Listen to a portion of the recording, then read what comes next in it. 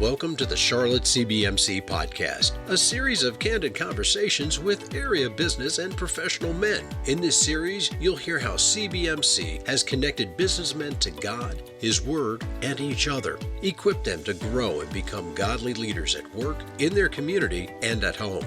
Now, let's join our host for this episode of the Charlotte CBMC podcast. Hello and welcome back to the Charlotte CBMC podcast. I am your host, Matt Thomas. Back with us today for a second dose is our friend, Mark Whitacre. In our first episode, we heard from Mark on how he went from a key executive to an FBI informant, wearing a wire for 3 years, and a key green lamp following him and his business partners around the world. And in today's episode, we're going to pick back up where we left off. We're going to hear more from Mark on what took place after becoming an FBI informant, and then we're going to get into how he got involved with Charlotte CBMC. So before, as always, quick word of prayer, and then we'll reintroduce Mark. So, Heavenly Father, thank you again for bringing Mark and I back together. Lord, every time I hear this story, I'm so amazed at your power and your mercy and your ability to take everything and work it for the good of the kingdom, Jesus. So we just pray that you would be in this conversation, speak through us today, offer a word of encouragement and hope to our listeners in Jesus' name. So Mark, Amen. Welcome back. Good to be back. Thank you, Matt. So I feel like, we're probably barely scratching the surface here. We could probably create 10 more episodes with all of this content, but I do want to pick up where we left off, which, we had got through your early days in business. We'd gotten to this price fixing scheme with a major player in the commodity space in the world. And then the 3 years you spent, wearing that wire and I think we wrapped up with the green lamp that was following you guys around the world. And so catch us up to speed, Mark. What goes on after that? Yeah, well, they gave me the FBI was so appreciative, like I mentioned in the earlier session, that they said, Mark, if these guys catch you, they're going to kill you. So they were so appreciative. They were doing anything they could to help me, and had a plea agreement that was unbelievable. A deal of a lifetime in front of me, especially being involved with the case for, doing the crime 7 months before I even shared it with them. So I had a 6-month plea agreement that the FBI agents met with the prosecutors and agreed to. 6 months, a deal of a lifetime. That's a deal. Yes. Ginger and I are sitting in front of my attorney in Chicago, who's now a judge. And he said, Mark, a deal of a lifetime, 6 months. You go in at 38, you come out at 38. And you have all this behind you. The others are going to go to prison for several years. Either plea out or go to trial. They end up going to trial and then went to prison. But Mark, you're going 6 months. And then Ginger looked at me. She said, Mark, I beg you, just sign it. Let's put it behind us. And I looked at Ginger and I said, Ginger, you're the reason I'm in this mess in the first place. I've had to wear a wire for 3 years because of you, Ginger, for 8, 9, 10 hours a day. This has ruined my life, Ginger, because of you starting this case. And I want to do the opposite you want me to do. And I fired that lawyer who recommended it. I ripped up the plea agreement. I went to court, so hired another group of lawyers and went to court. And now I'm going through court for 3 years through all these court cases and hearings and so on, filing motion after motion, go for 3 years and get 8.5 years instead on a 10-year sentence. I would have had 6 months and been out at 38. Now I'm 38, 41, going through the courts, and I end up with 8.5 years on a 10-year sentence. There's no parole in the federal system.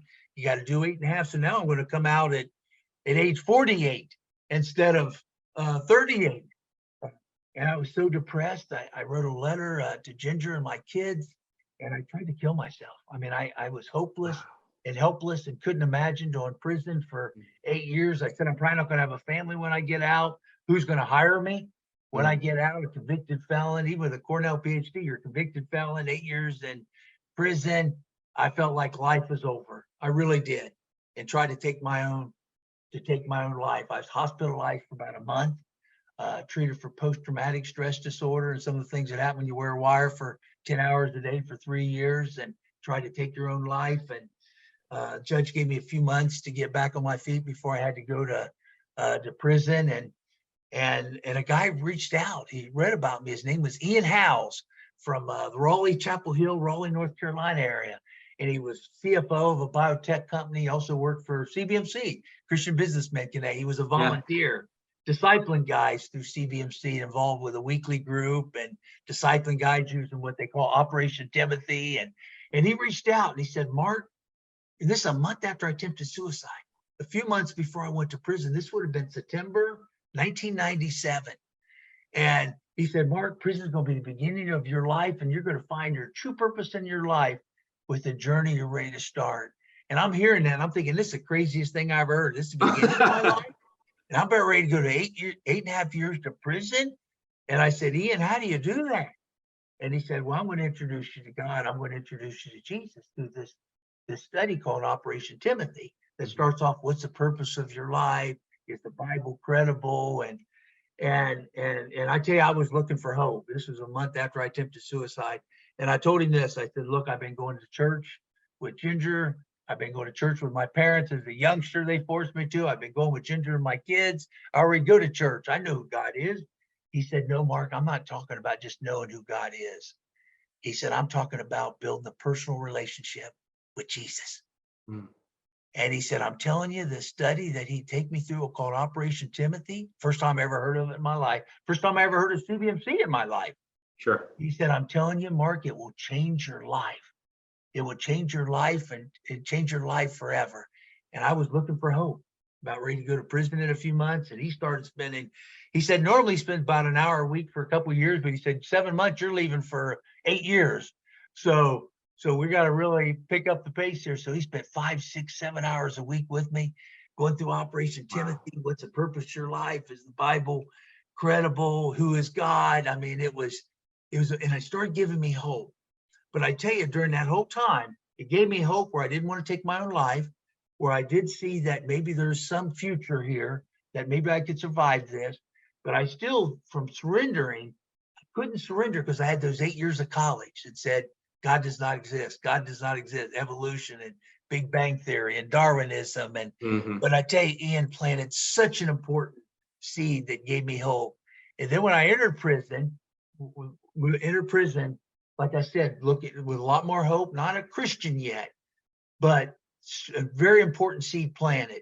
And then Chuck Colson showed up, and Chuck Colson was part of Prison Fellowship. Chuck Colson went to prison for 20 years earlier for Watergate. He was a White House counsel under President Nixon, had an office next to the Oval Office in his 30s, and became White House counsel under President Nixon, went to prison for the Watergate scandal, along with the director of the FBI, Attorney General. They all went to prison. 12 of Nixon's key guys went to prison. President Nixon was actually also going to prison, but he was pardoned by President Ford, but the other lieutenants under him went to prison. In prison, Chuck Colson became a Christian, and it changed his life during that time. And he read about me in the Washington Post. Really? And he read about me just getting sentenced and now in federal prison. And he reached out to me, and it was my I was a couple of weeks in prison then. And he showed up, and I didn't even know who Chuck Colson was. I was in high school when Watergate happened. I didn't even know who he was. I knew President Nixon, but I didn't know Chuck Colson. And he described who he was, and he started talking about God and Jesus. I said, there's been somebody told me about Jesus for 7 months named Ian Howes. I said, do you know Ian? He said, no, I don't know Ian. But he said, what's he telling you? I said, about God, and that God will forgive me no matter what I've done. Jesus will forgive me, that Jesus died for my sins, this horrific death on a cross. And I went through some of the scripture that Ian was sharing through the 4 Gospels, Mark, Matthew, Luke, and John. And he said, Mark, have you surrendered your life yet? And I said, Chuck, I want to. And Ian has shared so much. It's given me so much hope. But I do have 8 years of college, professors saying you can't even be a scientist if you believe in God and you believe in Jesus. And I said, that is a block to me. And he said, Mark, where'd you go to school? And I said, I got a PhD in Cornell. And he said, he went to Brown, another Ivy League school. Yeah. He said he was told the same thing in the Ivy League, that God doesn't exist. Jesus not the Son of God. Jesus was just a man. And he started sharing that he was told the same thing. And he said he had the same block. He did. And he went to law school, went 8 years of college with that same block. And he said, Mark, I'm telling you, they're wrong. And I said, well, my wife was tried to tell me they were wrong. She's a Christian. And he said, Mark, do you think there's a PhD scientist that believes in God? And I said, no, I don't think there's one in the world. And he started showing me article after article, book after book over time, not at one time, but first showed me that Albert Einstein believed in, and Albert Einstein said only God could create the universe and only God could create man. Big Bang Theory was impossible. Evolution was impossible. And then Sir Isaac Newton, that wrote as much about Jesus as he did about science. I said, boy, Cornell sure never told me any of that. Then he showed me about Francis Collins, who discovered the human genome, is a Christian. I said, boy, Cornell talked about Francis Collins, but he sure never talked about him being a Christian. Scientist after scientist that believed in God. And one of them was in Minnesota. A biologist wanted to prove to the world that God did not exist. His name is Dr. Don Byerly, Bierle. And Dr. Don Byerly wrote his first book in 92. He's got a few editions since then. This is 98 when Chuck Colson is kind of filling in. He had more experience on the prison system than Ian did. Ian planted a shortened seed, CBMC did, but Chuck had a little more experience in the prison to get in the prison system. And he asked me, he said, he read this book of Don Byerly, who was an atheist. And John Byerly tried to prove to all his friends that God did not exist and studied it exhaustively to prove it once and for all, that he could prove to everybody that God did not exist. And it proved to him, an atheist, that God exists and Jesus is the Son of God. And he a PhD biologist, so he wrote in my language, being a PhD biochemist. Right. And he wrote a book called Surprised by Faith. And I've read that book. I thought, how can you be a PhD scientist and not believe in God after reading that and seeing the scientific evidence? So I became a Christian through that, through Ian House taking me through Operation Timothy, Chuck Colson kind of breaking that science block that I had, and I became a Christian and in prison. And it's my third month in prison. It was June 98. And I started thinking, well, okay, I'm a Christian now. Now I believe I can leave, right? And I had 8 years yet to do. I mean, I was, less than a half a year done. And I started thinking, well, what can I do with my time? And I prayed. And Chuck said, pray for it. Pray how God will use that time. And I started praying during my quiet time. God, how can I be productive in prison at $20 a month for 8 years after earning 7 figures? I was earning 2 or 3 million in bonuses every year for 8 years. And now I'm $20 a month for 8 years. And not in a 13,000 square foot house with horse stables and an inside arena and 8-car garage. It's a 10 by 10, a concrete floor, a locker, and a roommate for 8 years. Right. I thought, God, how can I be productive in here? How can I find my purpose? And God showed me to start taking guys through Operation Timothy. Really? Start discipling him. And a lot of those guys, by August, I was discipling guys. Became a Christian in June 98. I was discipling guys by August, one by one. We had 24 hours a day of free time. Everybody would do it because who wouldn't? I mean, what else to do in prison, right? And it's amazing. I mean, I ended up taking 61 guys, 101, in federal prison through Operation Timothy. And I can tell you they became the most productive years of my life at $20 a month. And then I finally got it when my wife told me about life of significance. I finally understood it. And when she told me about being a good steward, and when she told me about servant versus selfish and helping others, and I helped these guys that I took through Operation Timothy get their GEDs if they didn't have it. I helped some of them get a 2-year degree in college through correspondence if they didn't have it. Wow. So I was using my education for something positive instead of price fixing and making more money and living in a mansion. I really finally got it, because I will tell you, Matt, it was like being a free man in prison. Wow. And in prison was that life of greed and addiction, addicted to the greed and all those things that I felt like I had to have that the world had. That was prison. Now I'm in prison. And a free man, and helping guys get their GEDs, discipling them. Lots of them becoming Christian. Lots of them start discipling themselves. They became the most productive 8 years of my entire life in federal prison. Wow. Wow. So in our first episode, in our first conversation, Mark, I want to circle back to this. And folks, if you hadn't heard our first conversation, please do yourself a favor and get back and hear that. But we started early with you mentioning Ginger's comment around, about the life of significance. And you had kind of compared the two, right? Success versus significance. Help our listeners understand what you mean by that. Well, success is having a big house and a big title and doing all the things the world has. And you think you have it all. But I can tell you, during that time, those 8 years that I had that, lived in a mansion, had my own jet, my own Falcon 50, had 8 cars in the garage, including a Ferrari, 2 BMWs, 2 Mercedes. I can tell you it was an empty life. Wow. I had a void in my heart the size of Grand Canyon. And now I'm in prison.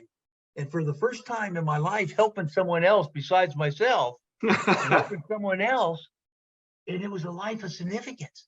And then I understood it, how rewarding it was and how rewarding it is to help other people better, than yourself, and to be a servant leader instead of a selfish leader. And I didn't understand. I had to experience it myself to see how rewarding that was. And I'm $20 a month in the most productive 8 years of my life because I was helping other people. And I've been out a couple decades now. And I tell you, I've taken servant leadership roles, and it's been the most rewarding 25 years of my life since I started being a follower of Jesus. And I thank God for CBMC for that. Wow. It's I think it was John Maxwell who said, success happens to you, significance happens through you. And you just literally defined that. And it's probably no coincidence either, Mark, that there were 2 8-year periods. And then I'm thinking of Romans 8:28. Right. One with it all, and one where the world would say you didn't have anything, but really the one where it said you didn't have anything was where the significance was. Yeah. Where you really learned and grow, and to the point where my wife and I, Ginger and I, both thank God I didn't take that 6-month sentence. Because I think with a 6-month sentence, I wouldn't even listen to Ian Howes. I would have closed the door on him and Chuck Colson. With a 6-month sentence, I would have looked at my watch, said, I'm out of here in 6 months. Going in at 38, out at 38, wouldn't even listen to him. I think God wanted me broken, the worldly distractions completely out of the way, and he took a life from ashes to beauty. Wow. Through that. 8 years of school, 8 years of success, then 8 years of true significance. Mark, seems like us men, it takes us a long time to learn some things, doesn't it? Took me a sledgehammer, but I thank God I got it. Amen. I thank God for it. It's been an amazing 25 years since. And in my 60s now, and I want to finish strong, and got 6 Timothys now. I've had Timothys for the last 25 years and got 6 of them even now. The most I've ever had. Usually I've had 4. I got 6 now, and been the most rewarding years of my life. That's amazing. And working at Co-Consolidated, a faith-based company where we integrate faith and work. We got a chaplain in every plant. We got a purpose statement at Coca-Cola Consolidated that Frank Harrison, our chairman and CEO, is our only purpose to honor God in all we do by serving others, which I learned that through prison, by serving others, pursuing excellence, and growing profitably. And chaplaincy, prayer groups, Bible studies. I mean, I lead that for Coca-Cola. I'm vice president of culture and care. And it's a huge blessing to be part of that. We have T-Factor events where we actually share with the world how we integrate faith at Coke. And I'm part of that too. I'm executive director of that. And it's a way to serve, just like I did in prison. It's a way to serve, and it's a way to live out Matthew 28:19 and 2 Timothy 2:2. Evangelize for those who don't know Jesus, to go make disciples of all nations, Matthew 28:19, and 2 Timothy 2:2, where Paul poured into Timothy, and for us to pour into believers and help them grow in their faith. And that's what I do with the Timothys that I have. And I believe that's the purpose of our life. But it took me going to prison to get that. Yeah, that's amazing. I scribbled down here on my notes, and I'm going to need to go digest a lot of these, but you made the comment that you were looking for hope. And, part of our mission, as you're describing at CBMC and as believers, right, is to, evangelize. We all have a heart for the lost, and those who, maybe just don't understand Jesus as our Savior and Lord. for others out there that may be looking for hope, don't know the Lord yet, or they're in a tough, difficult season in their life, what encouragement would you give them to take away today, Mark? The encouragement that I would give them is just like what Ian told me in September of 1997 when I was 40 years of age, 25 years ago, that God is the only way. That through God and through Jesus, you find the purpose of your life, and it will change your life forever. And I lived it, and it was the most important decision I've ever made in my life.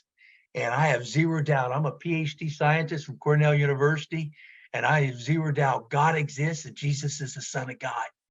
And the way we serve Jesus to be an ambassador for him is evangelism and discipleship. And when you incorporate that in your everyday life, there's nothing more important and there's nothing more rewarding than that. Wow. Amazing. Well, Mark, gosh, I hate to close this. I've had so much fun with you these last two conversations, and I've heard testimonies, throughout my walk. Hands down, one of the most amazing testimonies I've heard of somebody who has literally had everything by the world's standards, had it all stripped away, and found absolute hope in Jesus Christ, and is now out. Not just based on the number of folks you've discipled, but think about how that's multiplying across the world now, Mark. So, on behalf of myself, the rest of the CBMC community, and for everyone else in our faith, we thank you for what you're doing. I just want to give you a word of encouragement, Mark. You could, at this point in your life, you could hang it up and go sit on a beach somewhere, but you're out there advancing the kingdom forward, and you're such an encouragement to folks like myself. So, I just want to encourage you, Mark. Keep going, my friend. Thank you. Thank you, Matt. And CBMC prepared me for this and equipped me for this. And that's what CBMC's purpose statement is, to equip men for evangelism and discipleship. That's the twofold mission. And I feel like for the last 25 years, I'm getting to live it out. And I thank God for CBMC for that. Awesome. Well, me too, Mark, and I thank God for you. So folks, please share this message. The world needs to hear what God has done in Mark's life. You can share it on YouTube. You can go to charlottecbmc.com. You can pick up this podcast on your iPhone or other mobile devices by downloading our Queen City Leaders app. Mark, again, on behalf of CBMC, we thank you. And until next time, I am your host, Matt Thomas. God bless you all, and we will catch you on the next episode.